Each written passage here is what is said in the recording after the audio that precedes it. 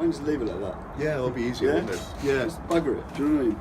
Is it recording, yeah? It's recording now. It's recording. What's up, everyone? Welcome to another episode. Dailyshow. I say Dailyshow. It's like one Weekly Dailyshow. It's every The weekly show. Dailyshow. Yeah. Dailyshow out every month. Yeah. So we got like 23 minutes to fit this in. I'll make it 20. I'll make it 24. Injuries and dealing with excuses or overcoming excuses and how to deal with injuries as well. All right, how to work around them, still keep active, still keep fit, and still keep progressing towards your goals. Certain injuries that you may have and certain excuses that always pop up.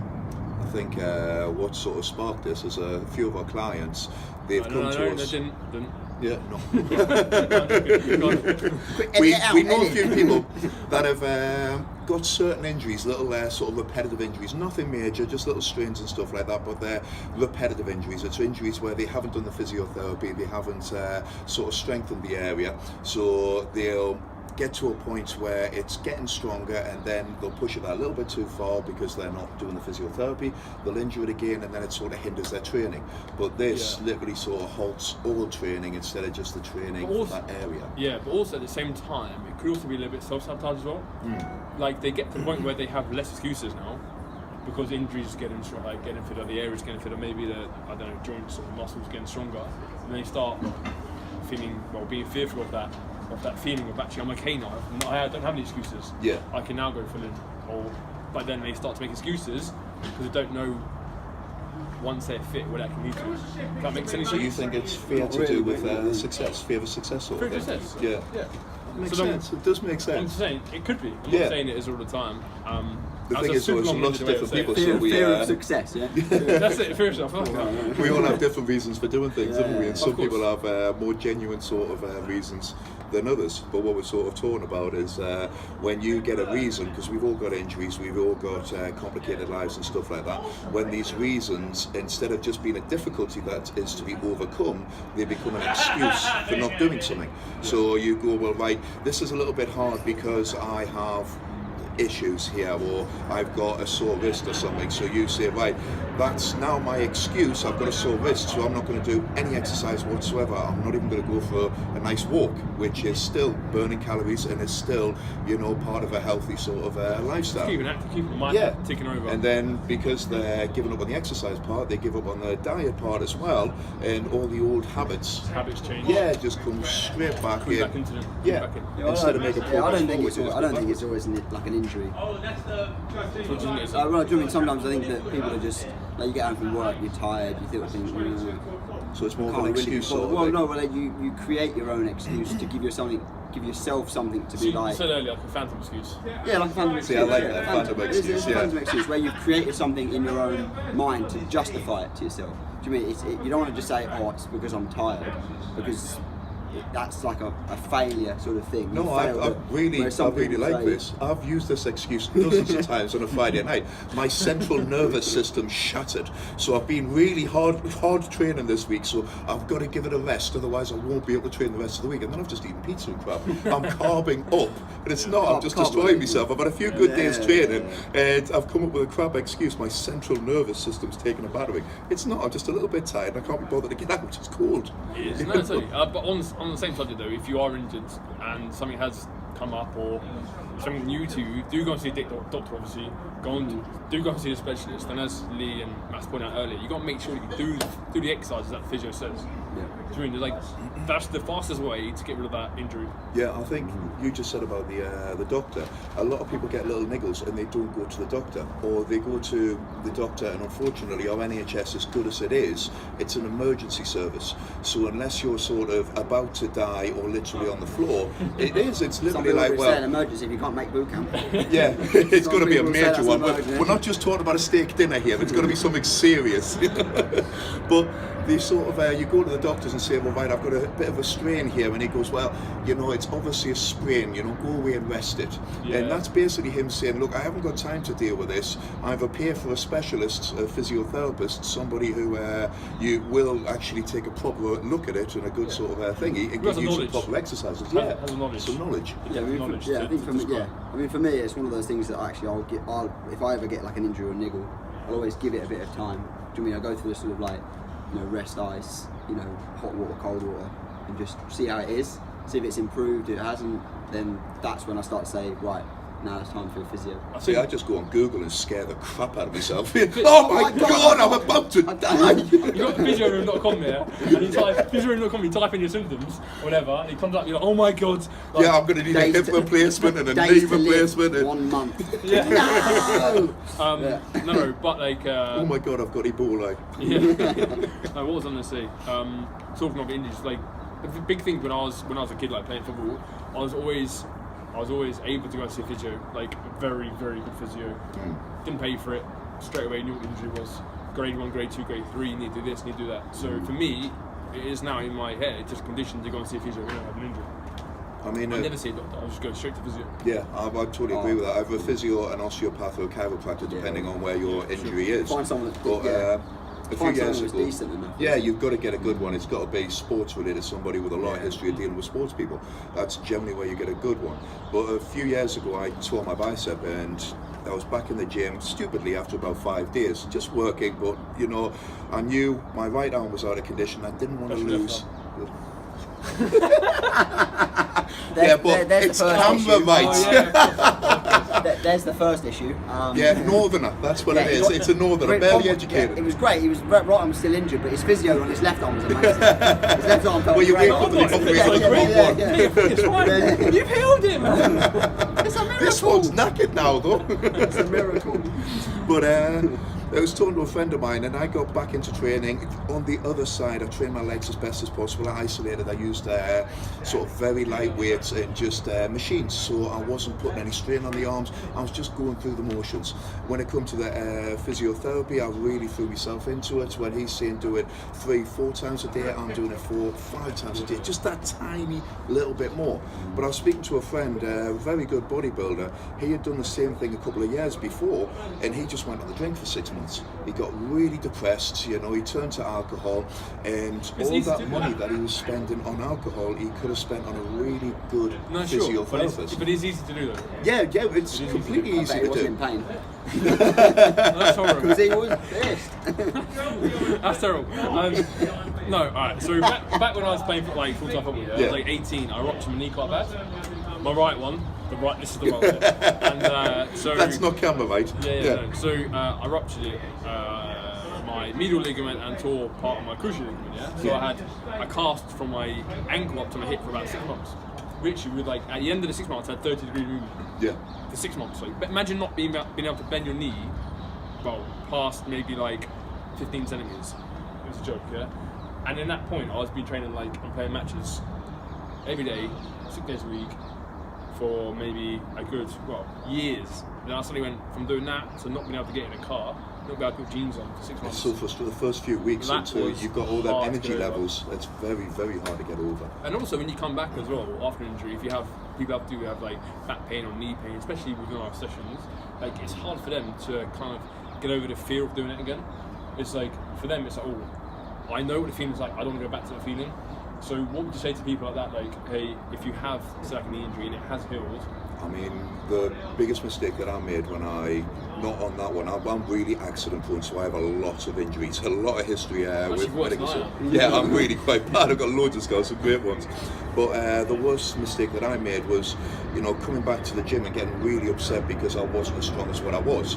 So you're coming back into the gym and you're sort of going, right, I can bench press X amount, I should be able to be somewhere near that now. And you're like, nice big aeroplane. That you just start back from zero. I'll give it a second. It's my top class physio flying over. I called him a minute ago. That's all about it. Yeah. Got a niggle on my knee. Over Switzerland, yeah? Yeah. Got a niggle on my elbow. Sorry, I mean my elbow. Love it. Now, what were you saying about? Yeah, that you start back ridiculously light and at a fraction of sort of intensity. You know, your muscle memory is a fantastic thing. It does come back a lot quicker than it ever took to sort of build up that strength, build up that fitness. But you've still got to be patient, especially when that joint or whatever you've done is still healing. If you throw yourself into it too hard, get yourself sort of what can I say, upset because you're not as strong, not as fit as what you could, then you're just going to end up straight back in further injury. I think you know? what you got to realise as well, it's like part of being human and getting fit. There will be times where you can't be 100% all the time. You can't literally be in an upwards arrow the whole time. There are going to be some periods of like down, up again, and then a bit down, and then up again. Like if you're consistent in your approach, you're the basis well enough. Like Max is quite big on mobility and warming up, like doing that kind of side of it. You're going to reduce the amount of, or reduce the what's the word? The chances of injury. Yeah. So I mean, I think again, it's also monstrously underrated. Yeah, but I think one of the things is when people have an injury and they come back from that injury, there's a massive period of time where people are going, oh, I don't want to injure that again, I don't want to do this, don't want to do that. Yeah, Do you mean where like an injury then hampers like the next 6 months to a year because they're always going, oh, I've always had an issue with my knee. Do you mean I've got a lot of clients that will come in, they'll say, oh, I've always had a problem with my lower back. Well, when did you have the last problem? 12 years ago. You know? Yeah. But it's sort of in their head, they're still going, oh, it's a lower back problem. So that's stopped them from squatting, from deadlifting, from all these different things. But a lot of this is down to not doing the physiotherapy, though. You absolutely, yeah. But what I'm saying is, I don't think the problem's even there anymore. I was running with somebody a couple of days ago. Phantom problems. I was running with somebody a couple of days ago, and one ankle was just sort of pronating really badly compared to the other one. And straight away, I'm like, "Have you broken your ankle?" It's like, "Yeah." And I was like, did you do any rehab afterwards? It's like, right, we need to work on your ankle mobility and try and open that up very slowly and very carefully because he's broke his ankle 15 years ago. So you're like, now, if you had done that physiotherapy at the time, it's going to be painful, it's going to be nasty, it's going to be boring, but it's comparatively easy to what you've got to go through 15 years down the line. You just have to do it. Yeah, you've got to. It's like diet though, yeah? Like there's basics in diet you have to do. Eat your vegetables, drink water. You just have to do the basics when it comes to physiotherapy, when it comes to rehab. Like, I can't sit here and say anything else. There's no magic pill that automatically like sorts out your soft tissue. Like, yeah, but it's work. You know, again, everything's work. Whether it's your diet, whether it's your fitness, whether it's strength training. It's the same with people's jobs, isn't it? You probably have the same stuff. You do it every single day without power, and it gets so boring, but you still do it because that's part of your job. It's the same thing when it comes to an injury. You just have to do it, regardless. You just get a really good playlist on when you do your stretching. You do, you know what I mean? You just distract yourself as much as possible. Put a silly film on in the background, you know, do your stretching. Once you know how to get into that position, it becomes second nature. You just put something in the background, you do your foam roll and you use your massage balls, you know, you get into your stretching routine. I know massage balls, they're not pleasant. Especially like 6 o'clock in the morning as well. If you see my spiky one I got from Melio, it's ridiculous, man. It's the most sadistic item I've ever seen. I only have it in my bag to show people. I don't actually use it. I'm just like, look at this. It's amazing, isn't it? It's like, I can't use it. It's too hardcore for me. Yeah, but like even like waking up earlier, like half an hour. If your injury's hounding you that much and it's like you're struggling to sleep, struggling to do certain things, you then have to do something outside your comfort zone to change reality. Yeah, the thing is, it's never going to get better on its own. Underestimated is the power of stretching when you first get up. When you first get up and you're all stiff and you get out of the house and you're in the car and you're feeling like crap because you're still half asleep. That extra 15 minutes getting up early, yes, the first 5 minutes is really hard to start the stretching, but it'll make you feel much better for the first 4 or 5 hours of the day because you've actually limbered up. But I was going to say again, it comes down to like knowledge of what you're going to be doing stretching wise. Because a lot of people, they'll see, like if you ever watch like a proper athlete train or a proper like gymnast or something like that from sport, they have a very specific warm up that they go through. But their warm ups are longer than their workouts. Oh yeah, absolutely. Yeah. But that's because they understand the demands of their sport. They always aren't going to be on that borderline between injury and success. Yeah. I mean, there's a point where they're going to be. Whereas actually the general population would actually be beneficial just to have better hamstring, glutes, calf, thoracic spine, shoulder mobility. So if you just did 5 exercises every morning, just doing a couple of sets of each, 10 reps of each, but just having that basic setup that doesn't go any further than a bit of dynamic stretching or a bit of just even static stretching. Increasing the most common. You don't, yeah, but it's not needed. Like people always talk about. There's a video for you, man. Using bands, yeah. Great, man. Cheers. You probably created it already. Yeah, I probably have, yeah. But no, do you know what I mean like having like people you always using bands and sticks and all these different things? We actually don't actually need them. How many times you can say actually in one sentence? But do you know what I mean? You need that point of where. Like if you progress to a point where all of a sudden you are more mobile, more flexible, and you can do more advanced things. Yeah, then you just build it up like you do with fitness. If you can't squat, then you do the mobility, do body weight squat. And you do the goblet squat and do back squat. The starting and stretching with anybody who hasn't really seriously trained for very long, that it's very basic and it doesn't take that long. Oh, yeah. It's only as you progress that the stretches get more and more difficult. It's active progression. Yeah, because of the demands of what you're doing. And then they get more complicated. A lot of the stretches you see, like the pigeon pose and stuff like that, you wouldn't do these, especially not for a long period of time, with somebody who has really tight hips. These are somebody who has pretty loose hips and wants to get them even looser. These sort of advanced things.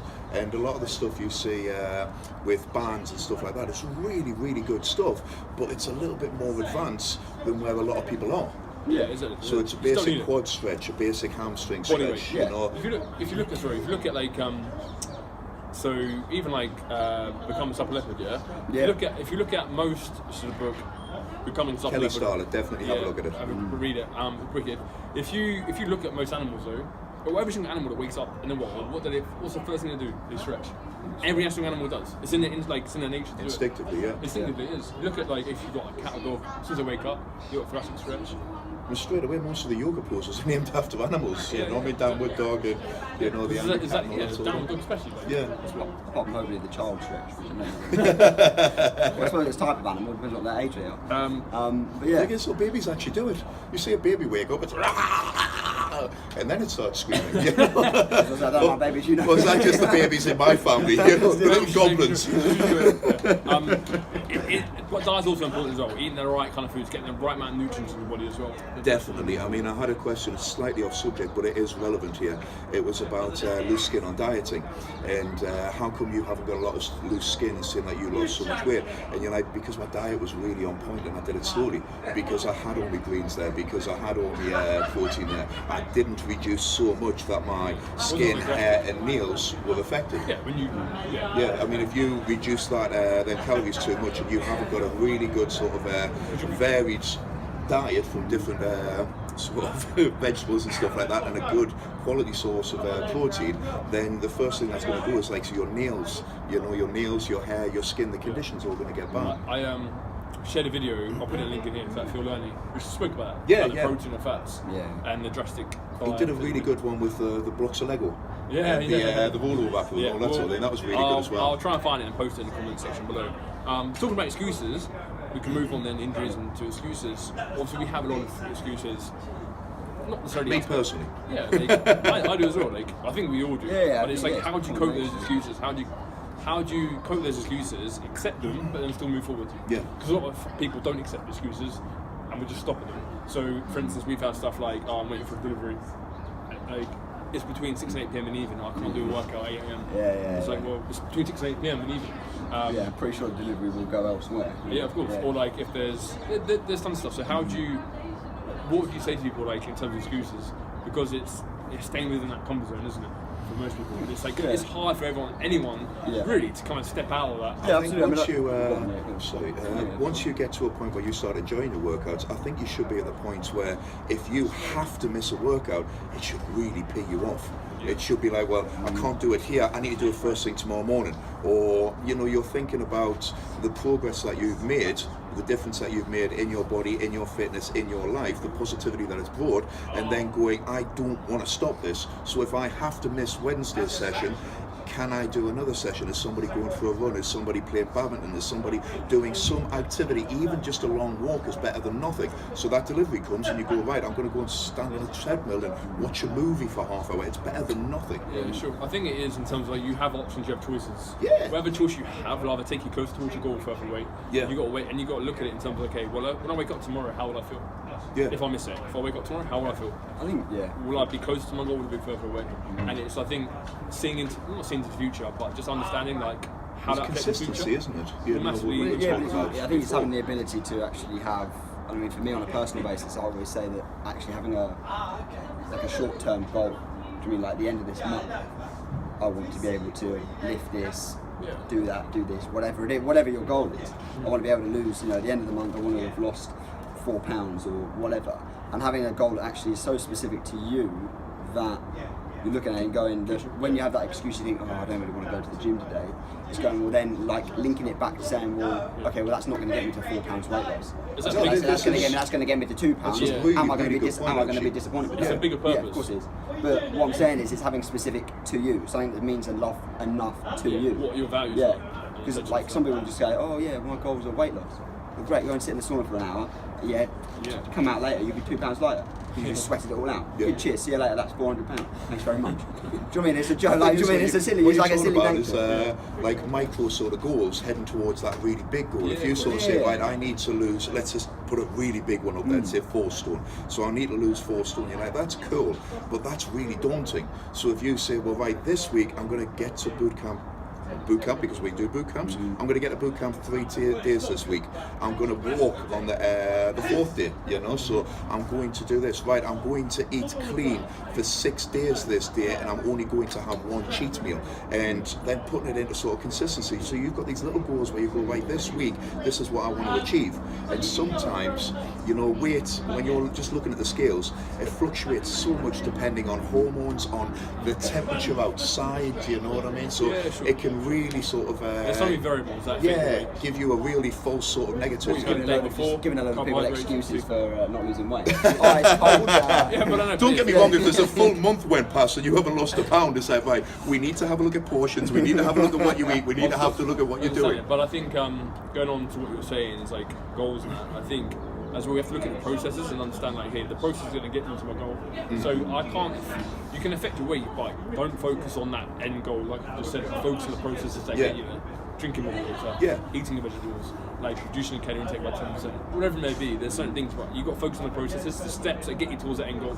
Like once you distract yourself from that end goal and you focus on the day-to-day stuff, I think that's going to be a lot more beneficial for you. And you'll start. It's easier to bite, basically. It's easier to sort of achieve, and then every week you're like, well done, awesome.